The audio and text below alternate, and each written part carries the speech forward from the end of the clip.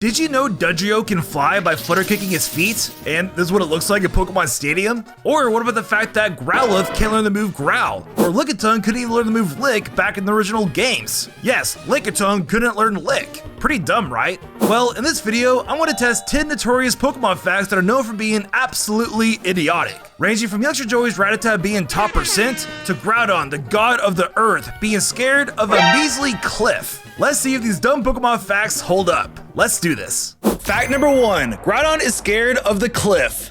Sounds pretty ridiculous, right? But chances are you've probably seen this infamous meme of Groudon stating that is scared of a cliff. Which sounds pretty absurd because Groudon is literally the creator of land itself.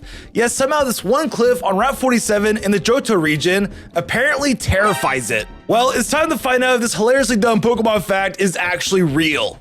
Is Groudon truly scared of this cliff? This one specific cliff right here? Let's put it to the test and find out. All right, here we are on the exact same spot as the infamous meme of Groudon being scared of the cliff. The creator of all land, the god of the earth, is scared of its own creation, which is pretty deep. So we're gonna test it out to see if that is true, and to see if this Groudon is scared of the cliff.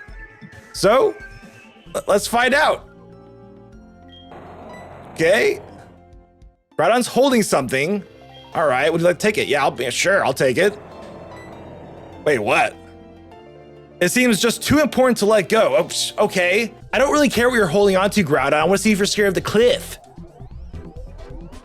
Oh, let out a roar. Ooh, okay. It's angry. It's really angry right now. Why is it angry at me? So Groudon doesn't seem to be scared of the cliff right now. He's just angry.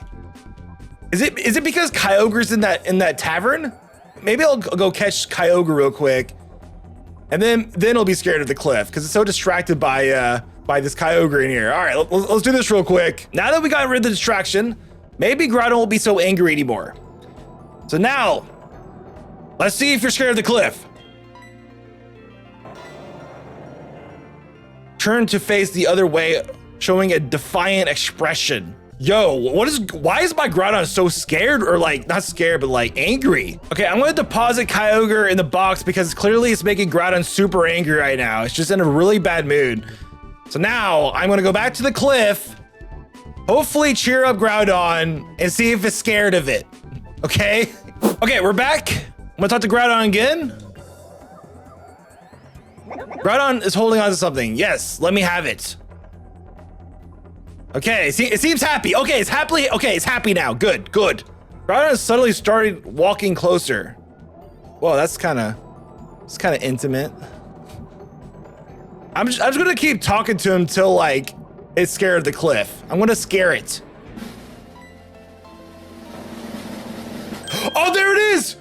Yes! Groudon is scared of the cliff! Okay, cool. Yes. So it is possible. You just gotta get rid of Kyogre if you have in your party or in that tavern. Groudon is scared of the cliff, confirmed. That's amazing. All right, well, after patching things up between Groudon and Kyogre and giving Groudon some much needed emotional support, it finally came out of his shell and admitted the truth. It really is scared of the specific cliff in the Johto region. Who would have thought that the literal god of Earth would be afraid of its own creation? That's deep, man. Fact number 2, you can Softlock yourself in the very first town of Pokemon. Yeah, sounds pretty dumb, right? But in Pallet Town, it is actually possible to get stuck before even choosing your starter Pokemon. It all depends on this one NPC right here, the lady with the green hair. You see, all NPCs in the Pokemon games walk in a random direction based on RNG in the game's coding. But if you limit their options to only moving up or down by carefully controlling where they are on the screen, you can essentially manipulate their movements. So, the idea here is to guide this last into this grassy area where Professor Oak stops you, triggering a Softlock after summoning him. Apparently, if this NPC continues to block the path during this brief cutscene, you'll be stuck in Pallet Town forever. But does this actually happen? Let's put this weird Pokemon fact to the test and find out.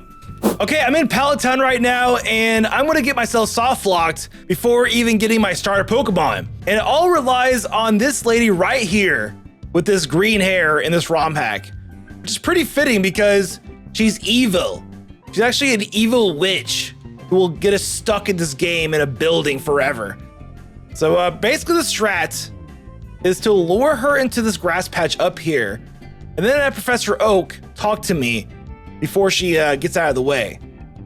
So basically, he's got to limit her walking paths until she is at that grass patch. There's actually like speedrun categories of this funny little Softlock, and I think the world record for it is like a couple of minutes.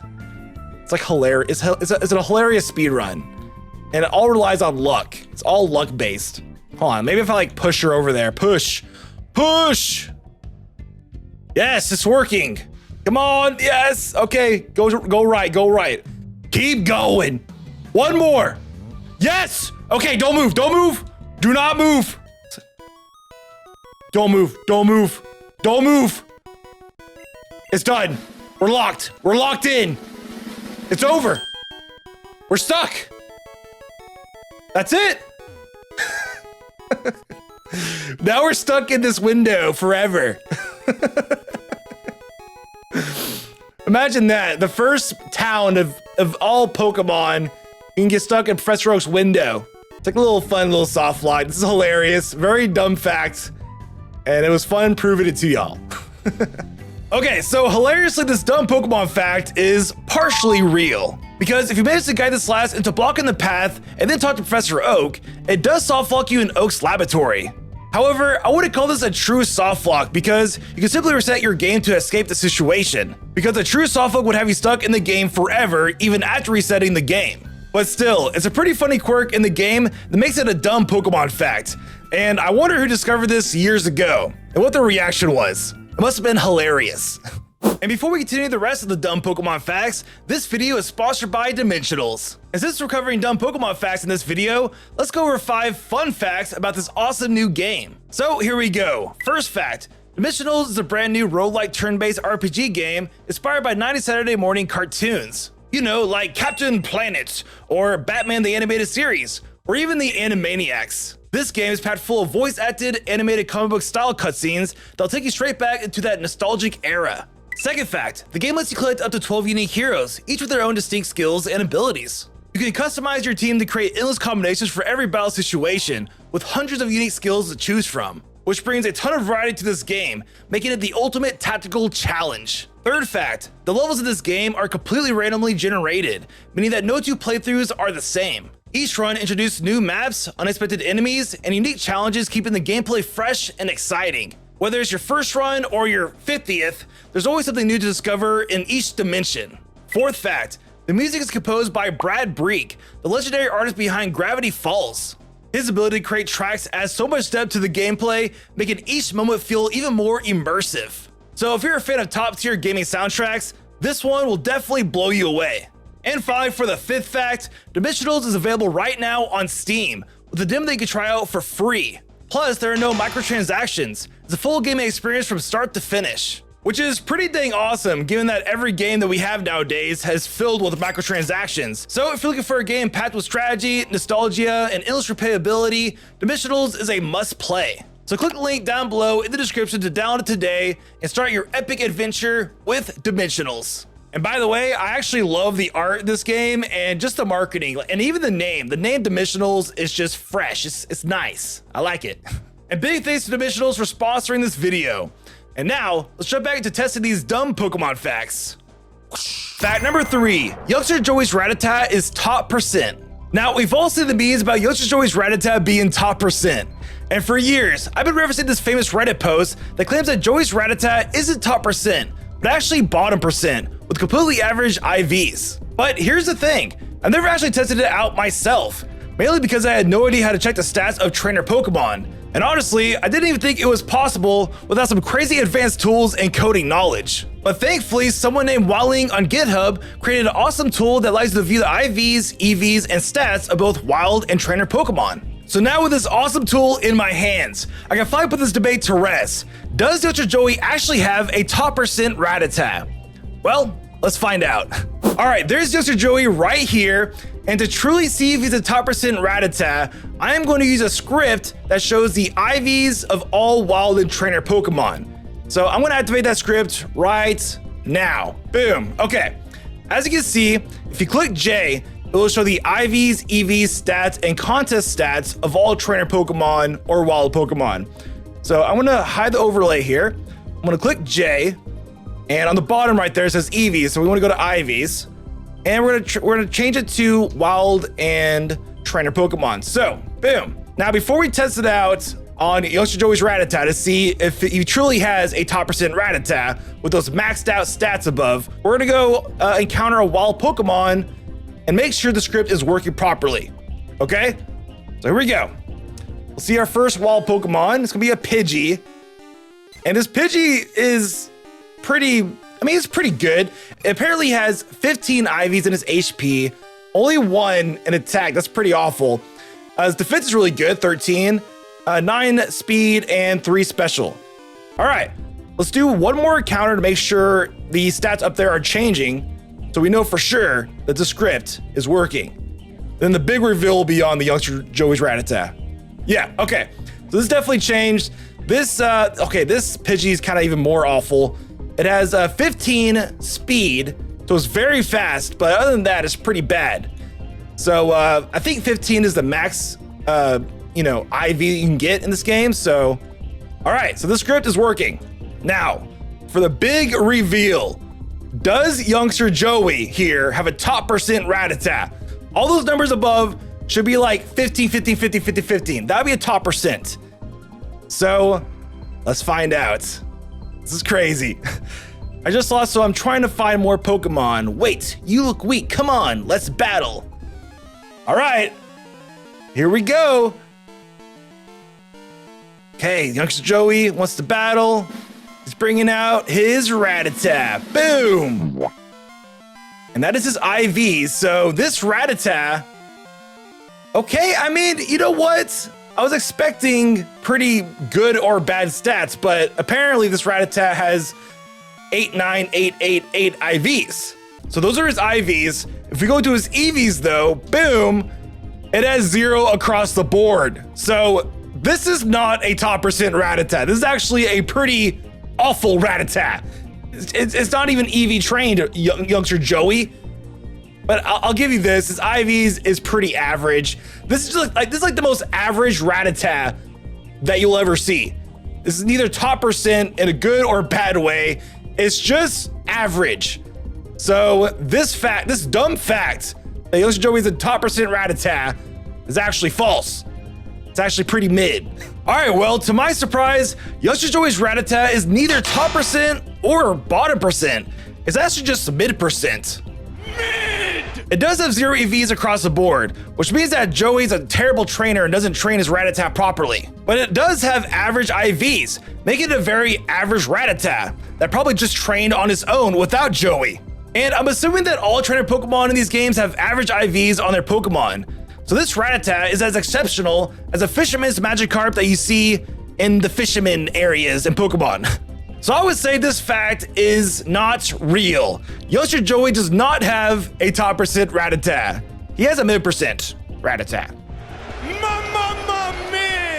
Fact number 4, Charmander can learn Wing Attack. Yeah, you heard that right. Charmander can actually learn Wing Attack, but only in the Pokemon Sword and Shield games. And what's even crazier is that it's only 1 of 5 Pokemon that can get this move through breeding. Yeah, you read that right. On Bulbapedia it says right here, confirming this very dumb Pokemon fact.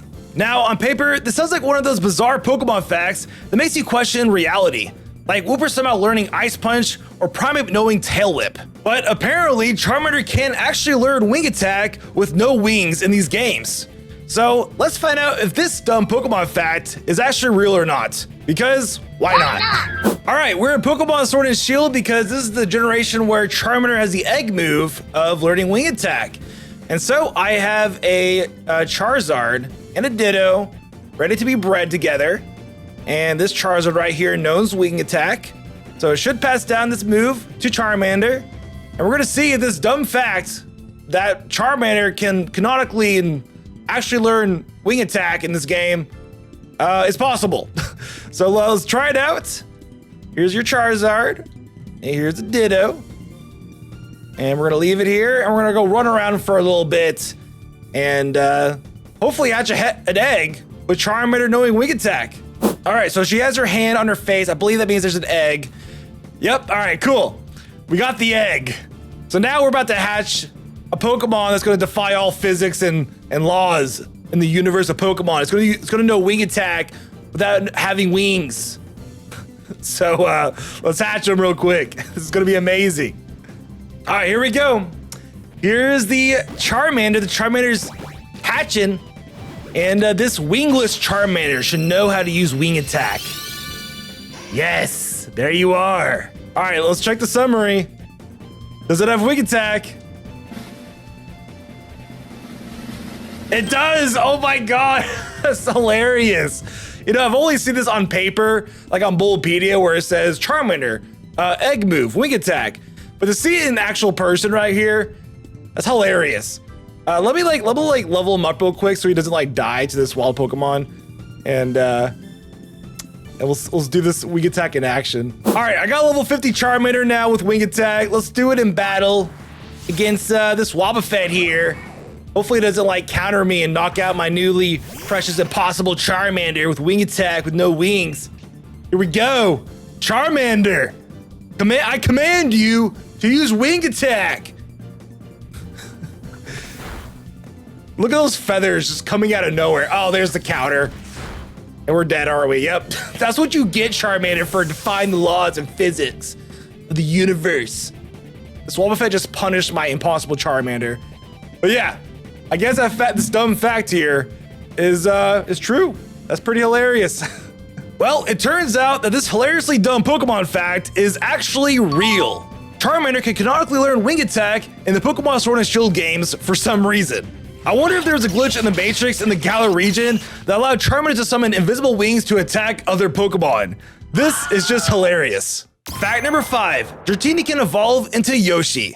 Now, back in 1999, Expert Gamer magazine published an article that allegedly revealed a method to evolve Dragonite into Yoshi. Yes, Yoshi, the iconic dinosaur from the Mario series. According to this method, achieving this outlandish feat required 2 players, one with Pokemon Red and the other with Pokemon Blue. Both players had to complete the game 100%, catching all 150 Pokemon, excluding Mew, and perform a series of trades and tricks to somehow evolve Dragonite into a Yoshi. And yes, I know, it sounds way too ridiculous to be real, right? But here's the thing, has anyone actually tried this? Because I've searched and I couldn't find a single video on YouTube testing this wild Pokemon fact out. So today, we're gonna be the first on YouTube to try to evolve a Dratini into a Yoshi. Will this dumb Pokemon fact hold up? I don't know. Let's find out. All right, I'm in Pokemon Red and Blue right now, and let's just jump right into it to see if it is possible to evolve a Dratini into a Yoshi. So here we go. Step 1. Both players need to have beaten the game with all 150 Pokemon for this trick to work. So I made it very apparent in both these games that we've only seen 150 Pokemon, because the fact says with all 150 Pokemon. So there we go, no Mew, and all 8 gym badges with champion status. Easy. I'll show you my blue game as well. Pokedex, all the way down to Mewtwo here. No Mew, 8 gym badges, done. Step 1 completed. That was pretty easy. Step 2, the blue version player trades the red version player for a Dratini. So this step is worded kind of weirdly, but I think what it's trying to say is that we're going to trade from our red version a Dratini to the blue version. So I'm going to commit to that and trade myself with the Cable Club. All right, Dratini, it's been fun, but I'll see you soon because I am going to evolve you into a Yoshi. Goodbye. See you later. And there's Dratini receiving on the blue version. One of the crucial steps to get a Yoshi in these games. All right, step 3. The blue version then evolves the Dratini to a Dragonite and trades it back to the red version. So I'm on my blue version right now, and I made this Dratini level 90, so it should be pretty easy to evolve into a Dragonite with a few rare candies here. So there we go. Let's do rare candy number 1 for the Dragonair evolution. What? Dratini is evolving. How could this be? All right, Dratini has evolved to a Dragonair. And then this Dragonair turned Dragonite is going to be turning into a Yoshi back in Pokemon Red. I'm excited. Let's do it. There we go. It's been fun, Charizard, but gotta send you back to your original trainer. All right, step 4. The red version should head to the basement level of the unknown dungeon and surf closest to where Mewtwo was. Then take a Firestone and use it on the Dragonites. Notice, not available will appear, but still select it. The screen will glitch and the Dragonite will evolve into a Yoshi. That sounds pretty far-fetched, but hey, we're all about the far-fetched on the Dobbs channel, so let's go try it out and head to the Mewtwo cave. All right, we are here, and I'm gonna reread the step real quick. It says, surf nearest to where Mewtwo was.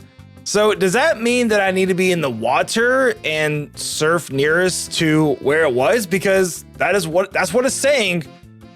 So I'm gonna take that literally and surf nearest to where Mewtwo was, which I believe will be right here, because Mewtwo is just a few tiles below this. And final step, let's use our Firestone on our Dragonite to evolve it into a Yoshi. Will this work? Probably not, but hey, it's fun. Let's experiment. All right, not able, but that's part of the step here. It won't have any effect, dude. I literally heard the Firestone activate and I was like, oh my God, is this real? But no, nope, it's not real. So whoever wrote this April Fool's joke from 25, oh, Jay Esther wrote it. Jay Esther. Jay Esther, you have trolled me 25 years later. Congratulations. Yeah, this is not possible. All right. To Noah's surprise, this fact is indeed not real. And as you might have guessed, this was an April Fool's joke from way back in 1999. The same day that Nintendo published an article revealing that Lickitung could evolve into a Luigi with some outlandish steps as well. And I even tested this out in my fake Pokemon Facts video too. Man, it must have been a wild day for Pokemon fans back in 1999, because both these articles came out on April Fools claiming that not one, but 2 Mario cages were apparently available in the Pokemon games by doing some weird tricks. People were probably going wild that day. Fact number 6, Sand Attack can hit both flying and levitating Pokemon. Yes, on paper, this doesn't really make that much sense, because after all, Sand Attack is a ground type move, so flying and levitating Pokemon should be completely immune to it, right? Well, apparently not, because according to the game's coding, there's an exception for this move that allows it to hit both flying and levitating Pokemon, even while they're in the air. And to this day, I still see comments from my videos and live streams claiming that Sand Attack won't work on flying or levitating Pokemon, because it just doesn't make any sense, or that it was patched in the later games and only works in the older games. Well, let's see if this dumb Pokemon fact is actually real. Can you hit flying, levitating Pokemon with Sand Attack in both the early games and the later games? Let's find out. All right, we're gonna test out Sand Attack now. This has been a myth for a long time that it can't hit flying or levitating Pokemon because it's a ground type move. Well, I'm gonna prove that wrong.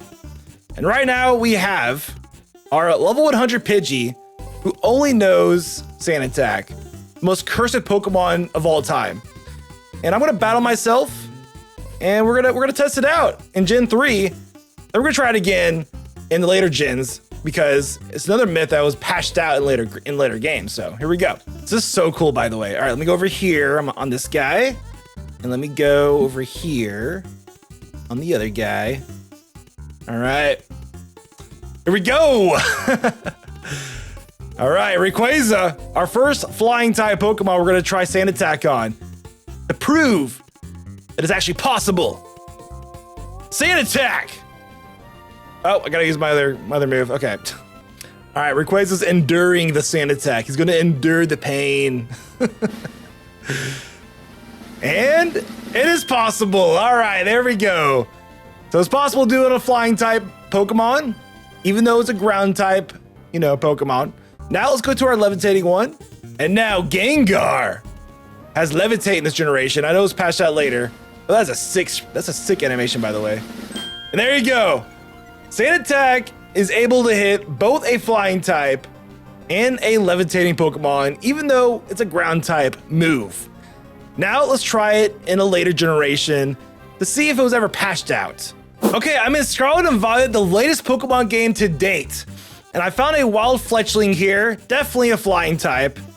And fortunately, Pidgey's not in this game, so we can't do the cursed level 100 Sand Attack Pidgey.